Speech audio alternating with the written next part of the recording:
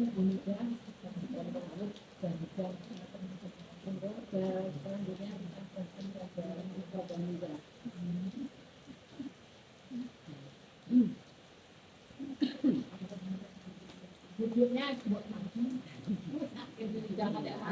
enggak saya yang mengingatkan. Monggo ibu-ibu mendekatlah kepada Raudhatul Jannah. Nanti kalau jenengan nggak maju, saya yang makin maju. Ini sudah saya majukan mejanya. Nggak berani kipak, baik saya yang maju.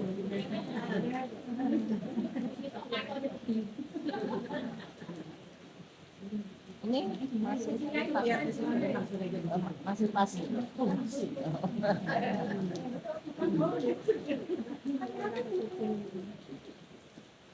Baik, berlapang-lapang dalam bermajelis ya. Berlapang-lapang dalam bermajelis, ambil sikap yang sempurna dalam bermajelis biar ilmunya yang dapat juga berkah ya. Karena sikap kita itu nanti menentukan rezekinya juga. Rezeki antara ilmu itu diterima atau tidak diterima. Itu tergantung cara kita mempersiapkan diri untuk menerima rezeki itu. Jadi kalau kita terhadap rezeki itu aja males-malesan, ya rezeki itu juga datang ke kita juga males-malesan gitu ya. Termasuk rezeki ilmu. Baik, saya mulai. Bismillahirrahmanirrahim. Assalamualaikum warahmatullahi wabarakatuh.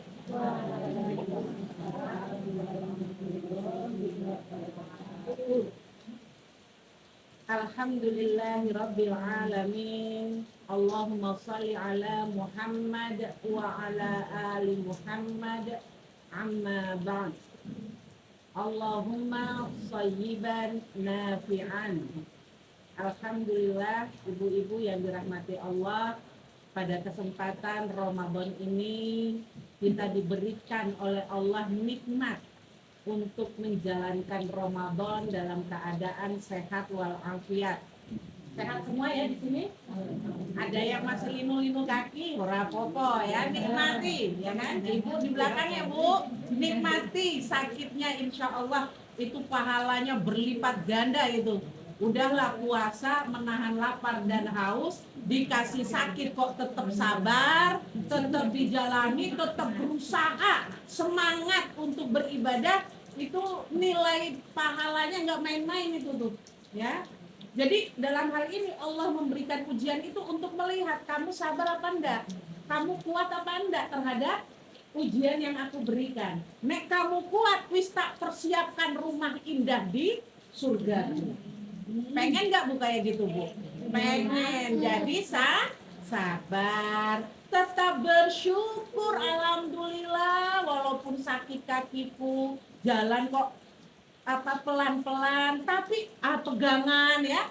Tapi Allah masih memberikan kesempatan bertemu dengan Ramadan. Saatnya untuk memperbanyak amal solih. Untuk apa? Kalau bisa menghapus dosa-dosa masa lalu. Bahagia nggak Bu kalau kayak gitu? Bahagia, alhamdulillah. Mudah-mudahan saat kembali kepada Allah dalam keadaan husnul khotimah ya. Insya Allah, amin. Baik. Itu satu penyemangat pembuka Bu, karena saya sendiri baru bangun tidur ini. Mempersiapkan diri karena ada 3 kegiatan nanti nih. Habis ini saya ke sekolah, tuh nanti sorenya lagi saya ke Gayam. Jadi, Gayam. Bukan, Gayam yang Ringin Harjo. Gumuk. Jadi ini sebenarnya saya mau menghemat suara, tapi tetap aja ini suaranya yang keluar kayak begini ya. Padahal harusnya kan lebih lemes gitu ya. Oke, ini saya sengaja kasih suaranya agak tinggi dulu karena biasalah namanya panasin mesin gitu kan. Nah, ini mesinnya baru bangun jadi harus dibikin semangat. Baik ibu-ibu yang dirahmati Allah, alhamdulillah sekali lagi banyak-banyak memang kalau kita ngaji tuh rasa-rasanya isinya bersyukur aja lah ya. Nah, isinya rasa syukur aja karena semua yang Allah beri itu insya Allah semuanya untuk kebaikan kita.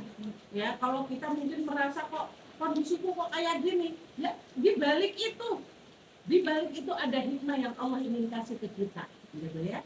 Nah, saya tuh sebenarnya kepengen nanya sama panjenengan semuanya ini. Ada yang udah batal belum, Bu? Belum. Udah enggak batal. Udah nggak batal ya. Udah selesai.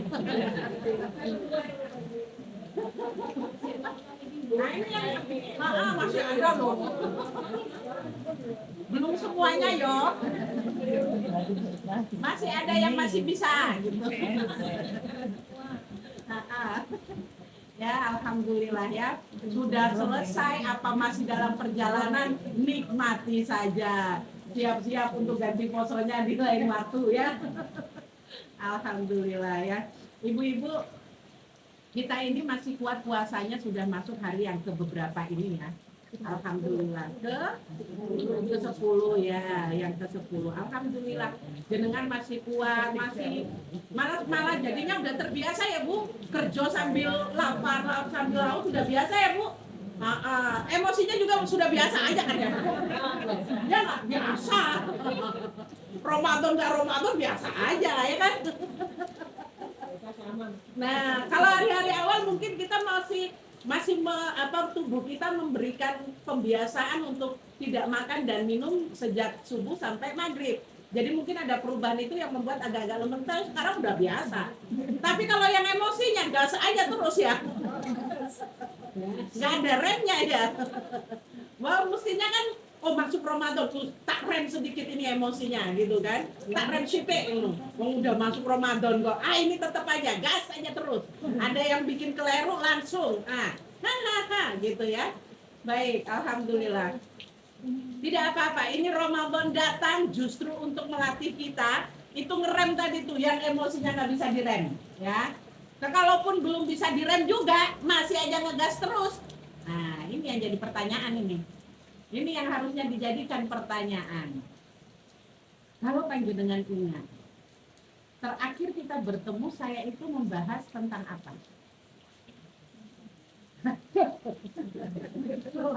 Ini pertanyaan paling susah kalau ditanya. Lupa. Jangankan yang selapan lalu yang tadi lebar ngomong aja udah bisa lupa. Surat Al-Mu'minun ayat 115. Saya sampaikan bahwa marilah kita menghadapi Ramadan kita dengan sikap yang sungguh-sungguh. Karena kehidupan kita ini bukanlah kehidupan yang main-main. Allah berfirman dalam Quran surat Al-Mu'minun ayat 115. Ya, ini kalau ngaji sama orang tua ya kayak gini nih. Ada aja. Angin datang lari, angin nggak ada yuk dicari gitu kan. Ini Masya Allah ini. Tetap aja nggak, angin pun kalah sama emak-emak ya. Nggak apa-apa, yuk kita lanjut lagi ya. Saya ingin menyampaikan satu ayat yang menjadi pengingat kita bersama, yang harusnya itu membuat kita jadi tersadarkan untuk menjalani puasa dengan lebih baik lagi. Harusnya ada perubahan dari puasa setahun yang lalu dengan puasa yang kali ini.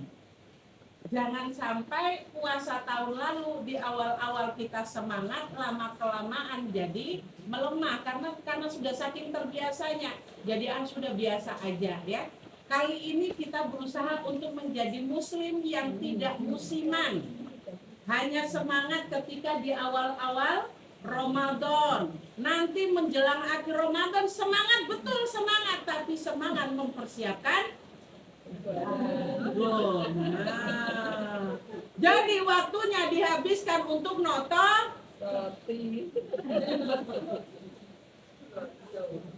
Bener apa enggak? Betul. Ya, jadi ini. Allah sudah mengingatkan kita dalam Quran surat Al-Mu'minun ayat 115. A'udzubillahi minasyaitonirrajim. Afahasibtum annama khalaqnakum abatsan wa annakum ilaina la turja'un.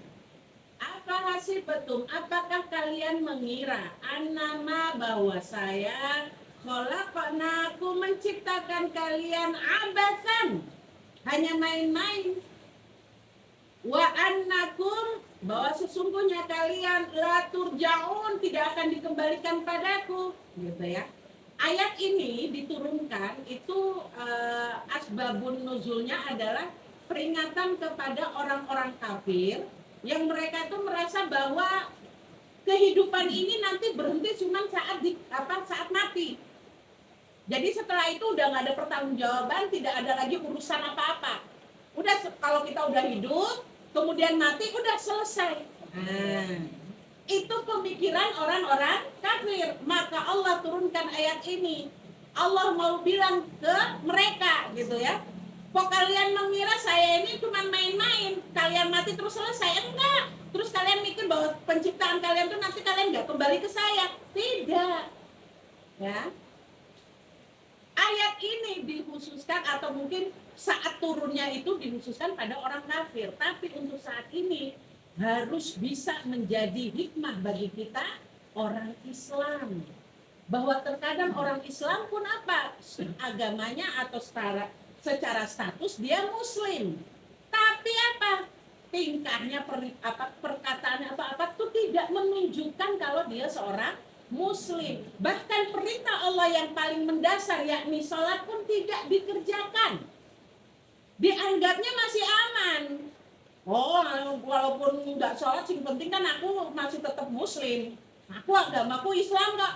Tidak tahu kalau ternyata saat tidak sholat itu maka dia sudah gugur syahadatnya. Sudah nggak jadi muslim lagi tuh. Banyak orang yang tidak menyadari ini. Kenapa kok bisa mereka nggak sadar? Karena nggak datang ngaji di Albiru. Kalau datang ngaji kan terus tahu ini ayatnya. Ya. Pentingnya kita untuk ngaji, untuk thalabul ilmi adalah ini. Paling tidak paham. Oh, ternyata ada ayat itu loh. Gitu ya. Jadi ibu-ibu semua ya, ayat ini waktu di terakhir pertemuan kita, saya sudah mengingatkan dengan ayat ini, ayo kita sama-sama semangat menjalani Ramadan dalam keadaan yang betul-betul gak mau disia-siakan. Pokoknya kalau bisa itu setiap detik helaan nafas saya itu adalah sesuatu yang bermanfaat, yang bisa mendatangkan pahala dari Allah, yang bisa mendatangkan rahmat Allah. Maka ketika kita lagi berpuasa, pada saat sholat tarawih, imamnya kultum, kita juga kultum di belakang. Ngobrol maksudnya. Imamnya berdiri sholat, udah langsung ngedumel aja. Mesti lama itu lah baca Qurannya panjang-panjang, aku wis pegel. Langsung aja rasa aku karo kayak gitu. Nih, kita hindari yang seperti ini. Kenapa kok saya ngomong kayak gini? Karena masih ada aja. Masih ada saja orang-orang yang protes ketika apa? Tarawih, imamnya baca ayatnya panjang. Padahal panjang juga enggak, Bu. Hanya karena belum pernah dengar ayat tersebut. Dia hafalkan selama ini kan cuma kulu gitu kan. Jadi begitu ada ayat lain yang dibaca, mungkin ayatnya panjang. Padahal sama aja, cuman karena nggak pernah dengar. Gitu. Ini, jadi saya kepengen untuk ayo kita jangan seperti itu. Mumpung Ramadan, mumpung Allah kasih waktu kita untuk bisa menjalankan Ramadan, ya. Maka gunakan setiap waktu yang ada, setiap kesempatan ibadah yang ada, kita gunakan sebaik-baiknya. Minimal ibadah kita di tahun ini lebih baik daripada ibadah tahun lalu. Dan kalau bisa, ibadah tahun ini memiliki dampak berketerusan. Tidak hanya dampak pada saat Ramadan. Saat Ramadan kita tahan lapar, kita tahan haus, itu menandakan kita punya kemampuan menahan diri, mengendalikan diri. Bisa tahan lapar, bisa tahan haus, Kak, tapi kenapa tahan emosi nggak bisa? Padahal kita punya kendali itu kalau mau tuh, ya. Saat Ramadan kita bisa berdiri untuk ikut sholat tarawih. Tapi kenapa setelah Ramadan, ya, kita langsung lupa dengan sholat-sholat itu? Padahal Ramadan, saat Ramadan kita tarawih tanda kalau kita tuh mampu berdiri ibadah dengan lebih lama. Ramadan tuh punya kekuatan apa, Bu? Orang yang nggak pernah sholat jadi sholat. Yang nggak pernah muncul di masjid jadi muncul di masjid. Itu kekuatan Ramadan tuh. Mampu mengubah seseorang. Sayangnya perubahannya hanya di bulan Ramadan. Kenapa kok bisa begitu? Bukan salah Ramadan. Ya. Emang jenengan mau kalau Allah kasih Ramadan selama setahun? Itu justru kasih sayang Allah tuh, bahwa dalam psikologis itu perubahan itu merubah suatu kebiasaan dibutuhkan minimal waktu itu 30 hari. Jadi Ramadan itu sudah pas itu tuh. Ya, Allah kasih berulang supaya kita tuh jadi 30 hari Ramadan kita pakai untuk latihan, ya, mengendalikan hawa nafsu kita. Kemudian 11 bulan kemudian itu kita pakai latihan tadi. Nanti diulang lagi berikutnya di Ramadan berikutnya, gitu loh. Begitu terus sepanjang hayat kita. Sayangnya momen Ramadan ini hanya dipakai ya pas Ramadan aja perubahan itu. Lah kok bisa seperti itu, ya? Karena ternyata ibu-ibu ini memang ada ininya, Bu. Ada rahasianya. Ya. Manusia itu ketika dia berada di dalam sebuah komunitas, dalam sebuah kelompok, dia bisa menjadi baik. Tapi begitu keluar dari kelompok itu misalnya, ya, atau kalau kita sekarang Ramadan lah, ya, berada dalam Ramadan kita bisa tahan lapar, tahan haus, bisa sholat, bisa rajin tilawah, gitu kan. Tapi begitu keluar dari Ramadan, bahkan Al-Quran pun kita tinggalkan, kita museumkan. Nanti dipakai lagi, dipegang lagi Ramadan berikutnya. Nah, itu ternyata ada rahasianya, ibu-ibu. Kalau jenengan masih ingat, saya pernah menyampaikan tentang, apa belum lengkap ya waktu itu saya menyampaikan, tentang 3 komponen otak, Bu. Saya pernah menyampaikan apa belum, Bu? Jangan-jangan jenengan malah terlewat di tempat jenengan ini. Sudah kayaknya. Sudah. Saya yang Sudah, ya. Cuman memang lupa. Nggak apa-apa. Artinya saya tidak melewatkan jenengan untuk menjelaskan ini karena ini ada kaitannya gitu loh. Ya. Tentang 3 komponen otak. Waktu itu saya perkenalkan dengan otak apa, Bu? Betul. Ada neokortex, ada otak limbik, ada otak reptil, betul. Makanya ini kita agak-agak lupa ya, karena pakai bahasanya yang agak lain. Saya ganti sekarang, Bu. Bukan ganti gini, berarti lain lagi, enggak, sama aja. Cuma biar kita lebih mudah paham ya. Bahwa para ahli itu kan bagi otak menjadi 3. Nah, otak ini pernah saya katakan sebagai apa? Pengendali fujur dan takwa kita. Allah kan kasih potensi ya, 2 potensi. Fa'alhamaha fujuraha wa taqwaha. Ada fujur, ada takwa. Ada kecenderungan berbuat tidak baik, ada kecenderungan berbuat baik. Tergantung mana yang lebih kuat, kan gitu. Ternyata potensi ini dikendalikan oleh yang namanya otak. Dia sebagai pusat pengendali.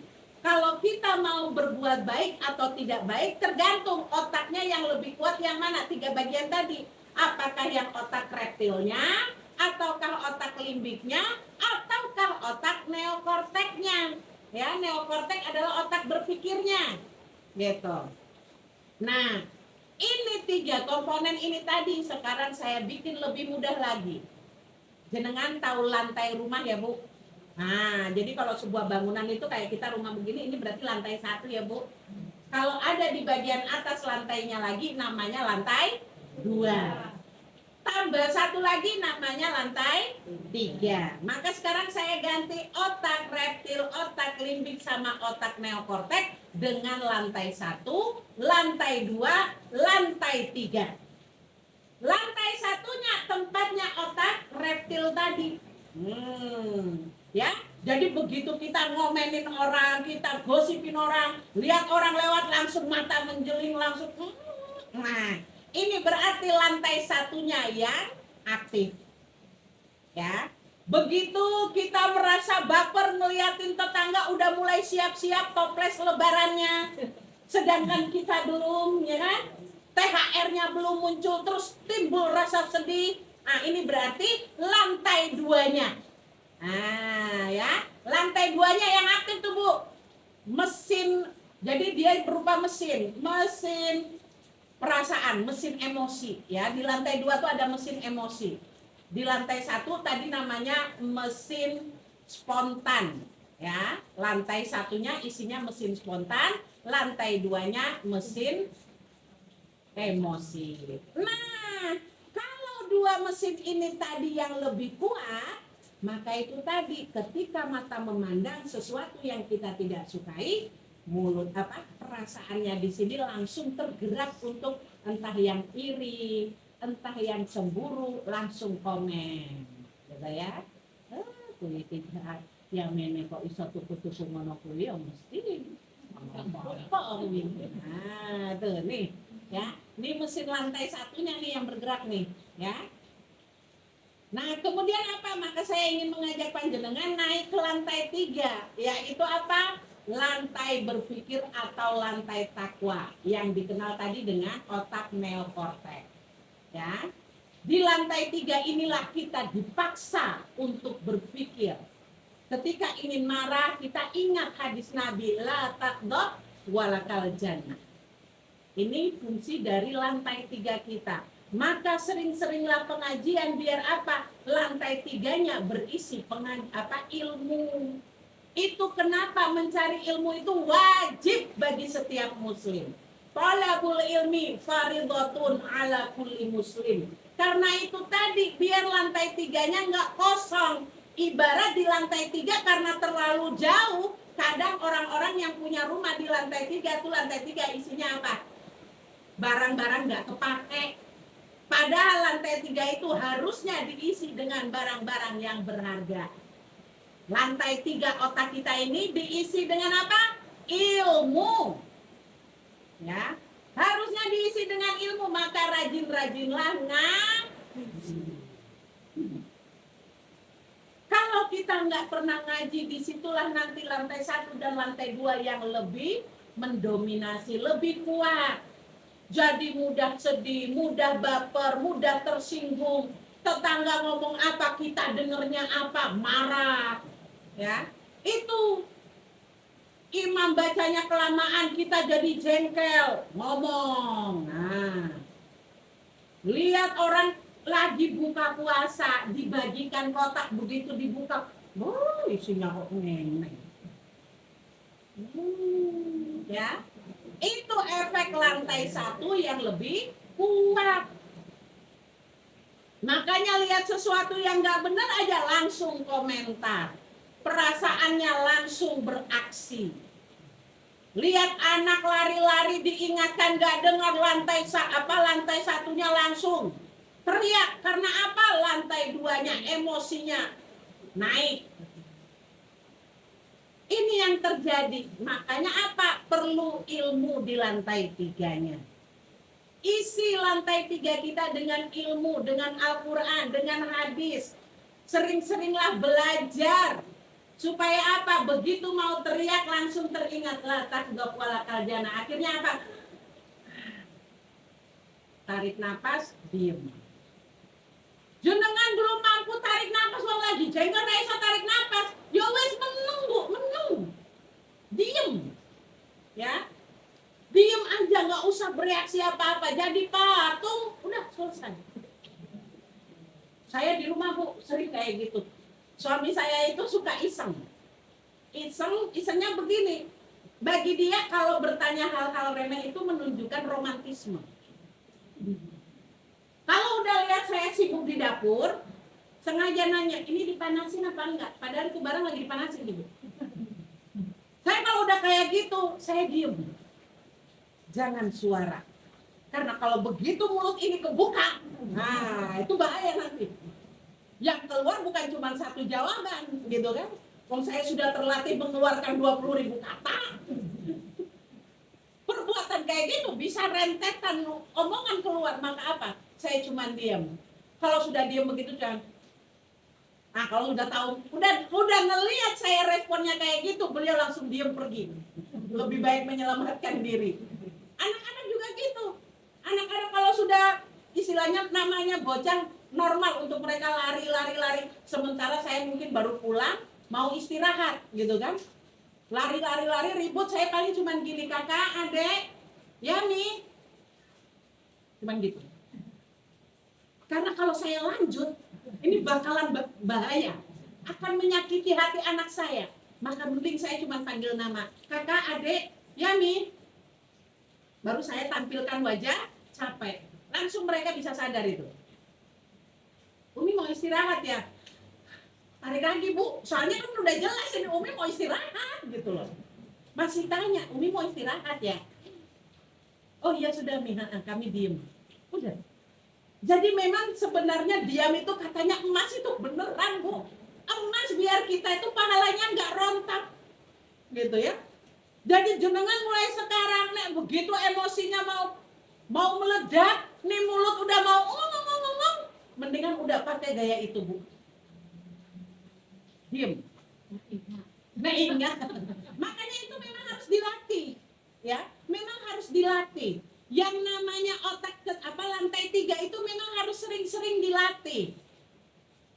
Karena kalau kita cuman mendengarnya saat pengajian gini, pengajian begini kan kita bisa ya tetap kalem, dengerin dengan anteng gitu kan. Nah ilmu sesungguhnya itu ya ketika kita masuk ke kehidupan nyata, bukan di kehidupan jamaah seperti ini lagi ngaji. Kesabaran itu justru diuji saat kita keluar dari pintu ini, gitu. Makanya memang harus dilatih sering-sering untuk apa? Meniatkan saya ngaji kali ini datangnya bukan hanya sekadar ingin datang duduk, enggak. Saya kepengen ilmu itu merubah diri saya. Itu diniatkan itu tuh. Ya, itu cara kita memberikan apa? Afirmasi bagi otak kita. Itu latihan. Ya. Jadi niatkan aku datang ngaji bukan sekadar menggugurkan kewajiban belajar. Tapi aku ingin agar ilmu itu betul-betul mengubah diriku menjadi lebih baik. Itu diafirmasikan. Itu cara kita melatih diri kita untuk memiliki pribadi yang lebih baik lagi. Jadi latihan diam itu tadi memang betul-betul harus dilatih Bu. Panjenengan oleh Allah dikasih kekuatan 20.000 kata sehari ini Bu. Nek enggak dikeluarkan, memang akhirnya apa? Wajah kita jadi gampang berkerut. Tenang Bu, ini ada keterkaitan ini. Nek omongan kita, kata-kata kita 20.000 itu enggak sering keluar, memang akan membuat kita mudah keriput. Ini yang keriput ojo tersinggung. Lantai 2-nya ojo diaktifkan. Pancen kenyataan kok tersinggung. Udah waktunya. Emang udah waktunya. Terima wae ngono. Orang ya, ini tak kasih tahu nih. Orang kalau terhadap kondisi nyatanya kok dia bisa santai saja saat orang lain ngomongi tentang misalnya kondisi dia, dan dia bahkan bisa menjadikan itu sebagai lelucon, artinya dia tuh sudah tidak punya masalah lagi dengan dirinya. Dia sudah bisa menerima semua yang Allah berikan pada dia. Terkadang ketika orang mungkin menyebut kekurangan kita, terus kita jadi tersinggung, kita baper, itu artinya kita belum selesai dengan diri kita. Kita masih belum menerima takdir Allah itu. Sehingga apa? Bikin kita gampang baper. Tapi kalau dengan kondisi panjenengan kok bisa diterima aja, diomongin keriput, ora apa-apa sih, penting keriput ini bukti, nek aku ini hidup lebih lama dari kowe gitu. Gitu kan, pengalamanku lebih banyak dari kamu. Nah gitu. Jadi kita udah santai dengan kondisi kita, itu namanya udah selesai dengan diri sendiri. Orang yang bisa selesai dengan dirinya sendiri, ibu insya Allah menghadapi kehidupan dia adalah manusia yang paling bahagia. Iya. Tapi bayangkan, nek dia belum selesai dengan dirinya, semua omongan orang dia serap dalam dirinya, susah sendiri. Ya itu tadi, gampang keriput sendiri. Jenengan pernah lihat orang yang sama-sama umurnya tapi yang satu bisa kelihatan muda, satu enggak? Pernah ketemu enggak dengan orang kayak gitu? Itu selesai dengan dirinya atau tidak gitu. Lalu tapi dia kerjaannya berat ya, makanya tapi dia bisa tetap tersenyum, dia masih tetap bisa bercanda. Tanda kalau dia udah selesai dengan dirinya. Orang kalau nggak selesai dengan dirinya, Bu, hari-hari mukanya cemberut terus. Karena apa? Nggak selesai. Ya. Nah, jadi ibu-ibu kembali lagi, selesai tidak selesainya kita dengan diri sendiri tergantung bagaimana kita mengelola lantai 2 kita. Nah, ini sampai keliru saya gini. Lantai 2 kita, ya. Maka harus dilatih itu. Lantai 1 dikendalikan, itu wajib dikendalikan. Dia ini ibarat binatang liar. Nah, kita nggak kendalikan, dia bakalan bergerak kemana-mana. Lantai 2 ini latih untuk tidak mudah baper, nggak mudah tersinggung. Lantai 3 ini juga latih, biar apa? Merespon dengan hal-hal yang positif. Ya, maka ibu-ibu kembali lagi ya pada pembahasan kita, bahwa kenapa kok ada orang yang ketika Ramadan itu dia bisa berubah menjadi lebih baik, tapi lepas dari Ramadan kembali lagi seperti awal. Kalau kata Pertamina, nek jenengan pernah ngisi bensin, kembali ke nol ya Bu. Ah gitu ya. Nah bagusnya itu kalau fitrah Syawal, tapi ini dia Syawal itu benar-benar kembali ke nolnya itu tadi. Ya yang tadinya udah semangat tarawih, begitu selesai ya udah hilang juga itu sholat-sholatnya ya. Nah, kenapa kok bisa seperti itu? Satu tadi terkait dengan kemampuannya melatih 3 lantai tadi. Ya. Yang kedua, ini ada rahasia yang keduanya. Selain yang pertama dia mampu mengelola lantai 1, 2, 3 mesinnya tadi ya, 3 mesin otaknya tadi. Yang kedua adalah bagaimana dia memandang dirinya sendiri. Dan insya Allah untuk masalah yang kedua ini, rahasia yang kedua ini sudah saya kasih tahu ya Bu. Rahasianya sudah saya kasih tahu. Cara memandang diri sendiri. Ini akan kita bahas insya Allah di pertemuan berikutnya. To be continued. Insya Allah. Jadi kalau jenengan mau tahu kok bisa seperti itu, selain tadi sudah ngerti tentang 3 lantai, ya, yang mempengaruhi fujur dan takwa kita, maka yang rahasia keduanya adalah bagaimana cara kita memandang hidup diri kita. Itu saja ibu-ibu, karena ini sudah jam 9, setelah ini saya mau lanjut ke sekolahan. Jadi kita cukupkan dulu ya. Ini suasana sangat mendukung sekali untuk kita ngantuk sebenarnya. Ya. Dulu saya udah lihat sebenarnya yang udah mulai tutup mata. Cuman saya pura-pura nggak lihat. Oke, itu saja ibu-ibu. Mohon maaf apabila ada kekeliruannya. Saya doakan panjenengan semua tetap dalam keadaan sehat, dimudahkan dalam beribadah, dilancarkan rezekinya, hidup dalam kebahagiaan dan juga keberlimpahan, dan mudah-mudahan Allah menerima amal ibadah kita di bulan Ramadan ini. Tetap sehat, tetap semangat dalam thalabul ilmi, mudah-mudahan ilmu itu akan mengubah kita menjadi lebih baik lagi. Dari saya cukup sekian, aku qouli hadza astaghfirullahaladzim wa astaghfirullahaladzim. Billahi taufiq wal hidayah. Assalamualaikum warahmatullahi wabarakatuh.